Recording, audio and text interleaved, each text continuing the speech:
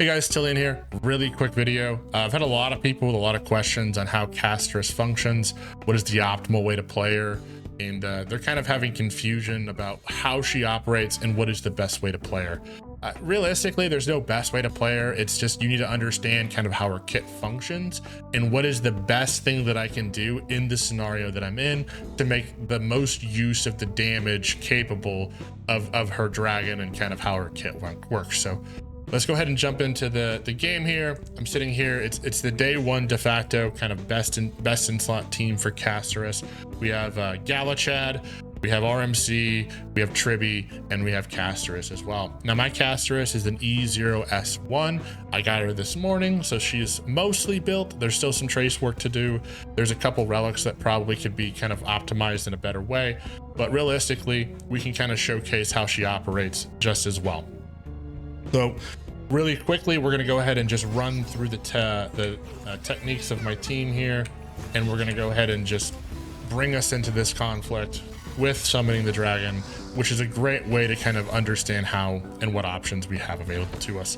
So in this case, when you summon the dragon, it has HP. It has every single time it does one of its AoE breath attacks, it's going to consume HP. And then you have a choice to either continue breathing to consume more HP. You can either stop it with the AoE slash here, or you can choose to leave all that health alone and just slash, effectively ending the dragon's turn, and then basically moving down the action order here. Now, there's questions as to why you may do any of these options. I'll try to go through those very quickly. If you're attempting to wait to get buffs on the dragon, like in the instance that we had just started the battle, our dragon has no health, no buffs. The damage output of this breath and this burst is going to be significantly less than one if it was buffed. So if for whatever reason you're trying to give buffs to your team, or you need buffs on the dragon because it's going to do a lot less damage, it may make sense to do a couple breaths, regen that health back during the turn, and then action advance back to the dragon, and then that will allow you to do a fully buffed breath attack. Now, the question is, why may you AoE swipe and not burn any health if you can just regen some health back and then obviously do more damage with the dragon? This may make sense if you're using an action advancer like such as Sunday, where you just need to skip the dragon's turn in order to get the buffs from Sunday onto the dragon. So it does give you the kind of options to do that, because that way you're not missing any health regen, and that way you don't miss any buffed breaths that may make sense for you. So it's an option to choose. It is a bit clunky, and obviously you are wasting effectively kind of actions as you do this. So it's not a great way to play around with it. Hopefully you have some really good speed tuning invested to where you don't have to do this and it just makes sense. But it is something to consider if there's a scenario where you do not want to waste any of your health, but you want to make sure the dragon stays on the field. You can always AoE swipe at the full health and it will stay on the field with the full health. Keep in mind that you do only get 3 total turns with the dragon before it explodes, no matter what you do. So there is kind of a little bit of a a hurried pace to it. So those are kind of the things you can do, and you may end up delaying or using a little bit of breath depending on the environment. So if you're waiting for a boss to summon minions or something, maybe it makes sense to wait. So you can do those as well. So you have options effectively to kind of play with whatever you need to do with the dragon.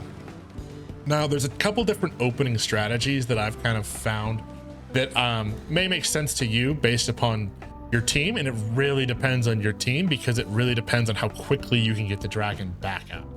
So when the dragon does burst, it explodes and dies, and it cannot be reused until you resummon it back onto the field. So the way that you summon it is by gaining health. And in order, like, gaining and losing health from Castorice kind of funnels this either through like taking health from her team, or if you have healers, the healers will effectively give health back to the team, which and then can be kind of used all to battery the ultimate function of Castorice, which then allows her to summon the dragon again. So you kind of have to come up with which is faster. Is it faster for me to skip this turn and then try to buff the dragon because it's already out? Or as an opener, does it make sense for me to just burst the dragon out, blow it up, and then go through a rotation to bring it back? And it really depends on your team and what you have access to. So in my opinion, I think the better strategy would be just to literally blow it up. As you can see here, it's going to go ahead and blow up.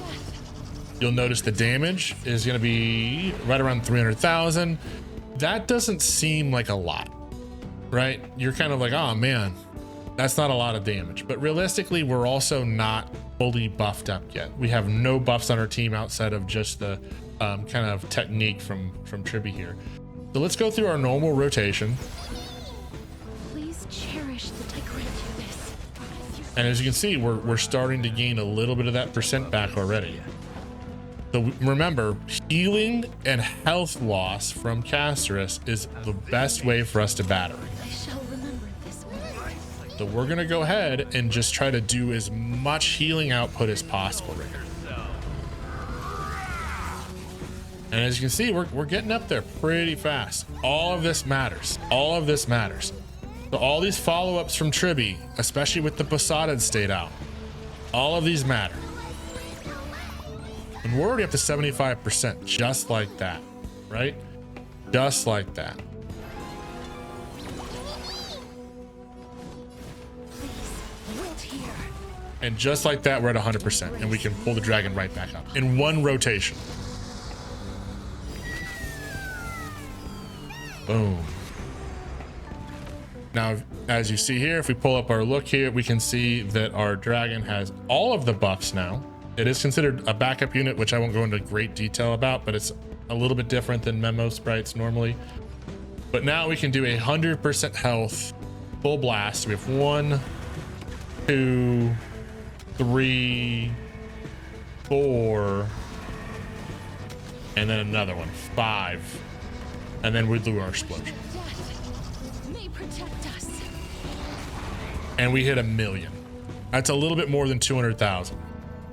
As you can see here, we are basically on the backside of the rotation, so we are at 0% again.